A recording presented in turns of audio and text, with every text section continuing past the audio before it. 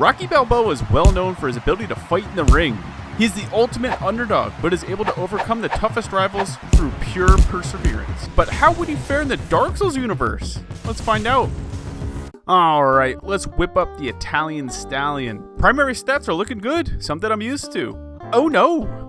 The Caestus, or Cestus, I don't know how to pronounce it, is going to be rough. Also, for those who don't know, those traveling boots aren't easy to get either. Well, let's get into it. I feel like I did a decent job going through the defining features of Rocky. One thing I'll say, there's some severe physique inflation going on here. How is a boxer's physique is just considered average? Anyway, this is the first time I had to whip up the skin color slider as well, since Rocky has that Italian olive pigment. I feel like I did a decent job pulling them together. What do you think? Since my old boxing gloves are with Andre, I'm going to have to take out the Asylum demon bare knuckle. At 2 damage a swing, this took over 30 minutes. 30 minutes of bare knuckle brawling with the Asylum demon. This really made me wonder how anyone is able to get the demon's great hammer on a new game without using the black bombs as a starting gift. Absolute insanity. After my fight with the Asylum demon, I knew there was zero shot I was going to try to take on the Taurus demon bare knuckle. I arrived in Firelink, pumped my vigor a little bit, and then continued on. Since I chose the Master Key as my gift, this allowed me to take the gate through the Valley of Drakes, up to the Darkroot Basin, and over to the Undead Parish. I picked up my gloves and then took a quick trip back to Firelink. I used the plunging attack method I learned in my first ever Dark Souls video I made. I was only hitting the Taurus demon for about 20 damage a pop beforehand, so this helped me move things along. One thing I'll say, the Taurus demon did a great job of showing me I wasn't out of the woods yet. I would need to upgrade my weapon and train before I would attempt more bosses. Not every boss is going to have a plunging spot. Went back to the burg, loved my strength and dex. I made my way to the Undead Parish and met up with Andre again. I upgraded the old boxing gloves and bought the Crest of Artorias. I was going to have to get some serious leveling going on before I was going to try any more bosses. If you know anything about boxers, they go through some rigorous training prior to any fights. I cracked open the forest door and started training for the fights ahead. By the end of my first training session, I was at 21 strength, 20 dex, and I wanted to try my chops on the Moonlight Butterfly. This is the first time I've ever tried the Moonlight Butterfly this early. I had no idea what to expect. The fight wasn't too bad, but the low damage was really concerning me about the harder fights ahead. I had no idea how the Belgargs and the Capra Demon were going to go. After I was able to beat the Moonlight Butterfly, I scooped up the Divine Ember and took it back to Andre. It was time for the Bell Gargoyles. Bell Gargoyles went way better than expected. Up until now, I was only hitting for about 20-ish damage per hit on the Taurus Demon, armored enemies, and the Moonlight Butterfly. I was fully expecting to be fighting 2 gargoyles the majority of this fight. I was able to punch them for a little over 60 damage a pop. I was able to send a flurry of punches before needing to dodge at all. Oh, hey, look, the Gargoyle's Halberd leveled my strength a little bit. Now it's time for the Capra Demon. Once again, Capra Demon went way better than expected. The small weapon range of my boxing gloves made it so I didn't clip the wall when I was trying to kill the dogs on the top of the wooden plank. The damage on the Capra Demon wasn't bad either. I was hitting them for over 50 a pop. Look at that footwork.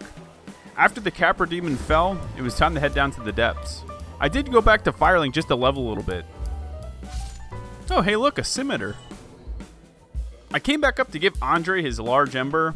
I wanted to make sure I was able to ascend my weapon so I could upgrade at bonfires. I didn't want to have to come back up to upgrade my weapon in Blighttown. I wanted to get it to +9 before I would try Quelaag. I leveled up a little bit more and also upgraded my weapon a little bit. Gaping Dragon went as well as you'd expect. Damage was still looking solid, but I mean, this guy's just really a damage sponge. I tried, but I don't even think it's possible to cut off this guy's tail with this weapon. He also took it easy on me and just kept spamming this attack where he puts his head down for me to just pop him right in the head. With a Gaping Dragon down, time for my favorite town. I arrived in Blighttown and used the rest of my souls to level up a little bit. Since these slugs have a chance of dropping large Titanite shards and green Titanite shards, I wanted to spend some time farming these so I could upgrade my weapons easily. While I was in the area, I visited the Great Hollow to pick up the Chloranthe ring. After I upgraded my weapons quite a bit, it was time for Quelaag.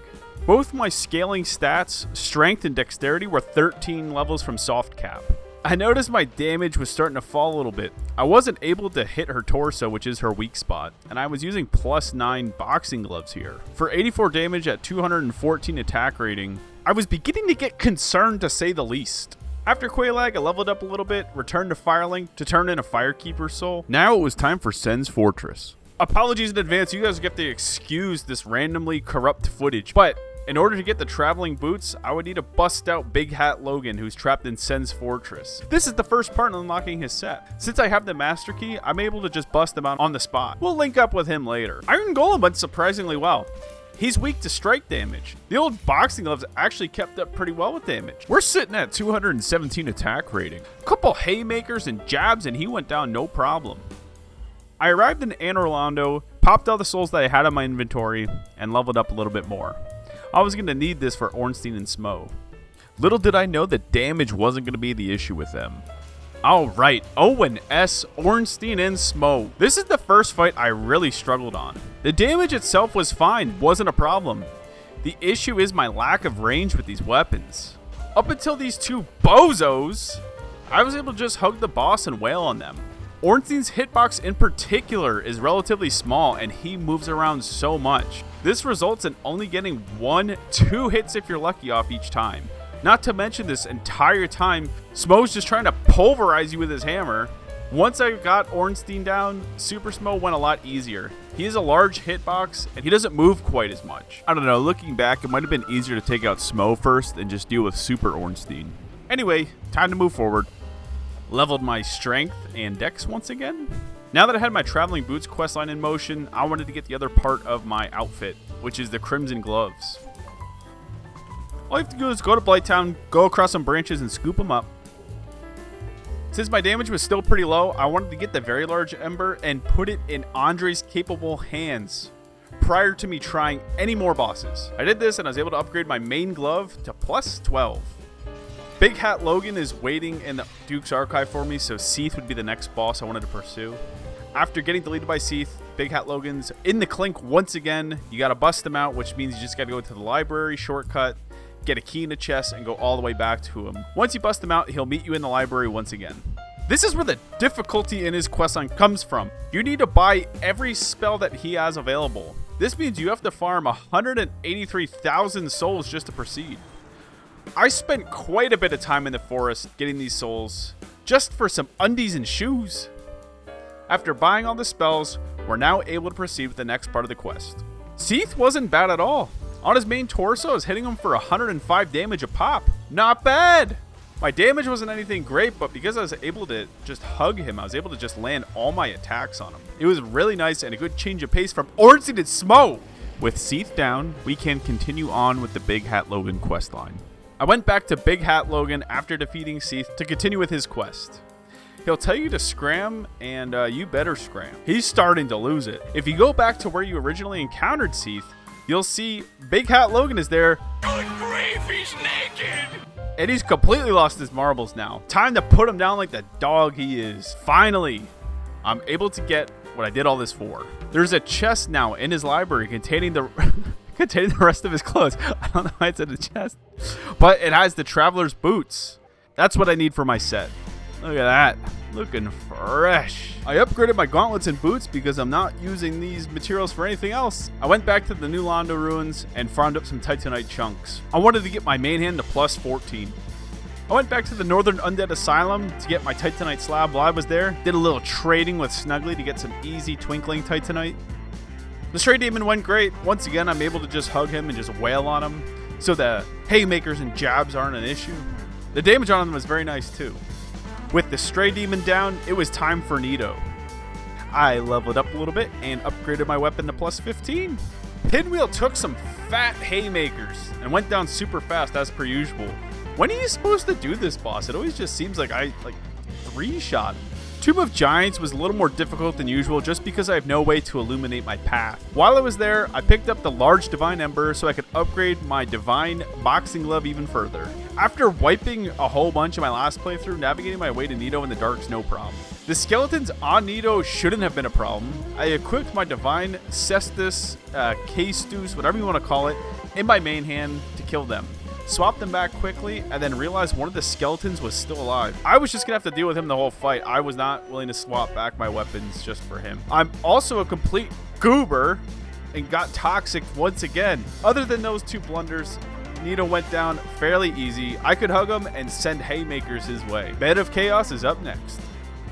Leveled up my strength and dex a little bit. Mr. Discharge went down nicely. My gloves were hitting him very hard. I did some combination work and leveled my stats once again. I accidentally pushed the Demon Fire Sage up against this tree, which made the fight way easier. You couldn't jump backwards. I thought he was doing new attack animations because I had no idea what he was doing. Leveled up my strength and dex once again. The Centipede Demon's so annoying, and I realized a lot of it just has to do with the platform that you fight on.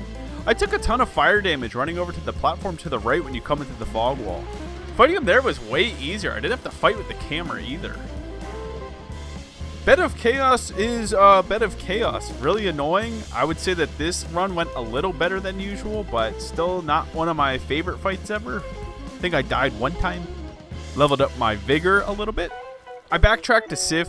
I was going to need the Covenant of Artorias to do Four Kings, which was up next. This was the only time I died on Four Kings this run. I don't want to hear it. I'm never trying to enter the abyss like this ever again. This was the time for the big damage check. Four Kings, how we looking? All right, not bad at all, not bad at all. I tanked more hits than I'd prefer, but you know, you get hit when you're boxing. What can I say? I was able to meet the damage check at 336 attack power. Leveled up my vigor once again. With the 4 main bosses out of the way, it was time for the DLC. I got a lot of comments in my previous lore accuracy playthrough pointing out the lack of DLC bosses, so let's do them. Off to the Sanctuary Garden we go. Damage was feeling good on the Sanctuary Guardian when I could connect with him. He kind of had some Ornstein action going on where he moves around a lot, but his hitbox is bigger, so it wasn't as much of an issue. But you could definitely feel the lack of range on these weapons for sure. With the Sanctuary Guardian out of the way, time for Artorias. Leveled up my vigor once again. Artorias is such a cool boss, but I could rarely get more than one hit on him. The only time I really could was when he was doing his self-buffing maneuver. This means I just had to wear him down for 3 minutes straight. It was like just taking one hit at a time for 3 minutes. Also, let me say, those pitchfork guys on the way back are so annoying. With Artorias down, it was time for Big Daddy Manus. Not before I level a little bit, though. I was really worried about Manus and my ability to hit him. Luckily, his hitbox is pretty large. He also doesn't move that much, which means I could get some solid hits on. Almost every single one of my deaths was just my inability to dodge his dark magic. After a good 30 minutes of wiping, I was finally able to get the hang of it. The damage on him wasn't bad at all either. Manus just has a really big health pool. With Manus down, time for my big final battle with Gwyn. Time to level up a little bit. Before my big fight, I went back to the forest one last time to do a little training. I've been neglecting my endurance, which I would need to complete the accuracy of being a boxer. With all my stats and gear ready to go, time for my big fight with Gwyn. I wanted to try to just not parry the whole time and actually give him a good fight. I was scared because, man, he does a lot of damage when he connects with you. I'm not gonna lie, Gwyn had me up against the ropes a couple times. I was ready to just throw the Talon. I did have the Hornet Ring equipped this time. And for some reason, I think there's a graphical bug because the damage number doesn't appear on screen when you critically hit him. I was throwing haymakers, I was throwing left jabs, I was throwing everything I could at him.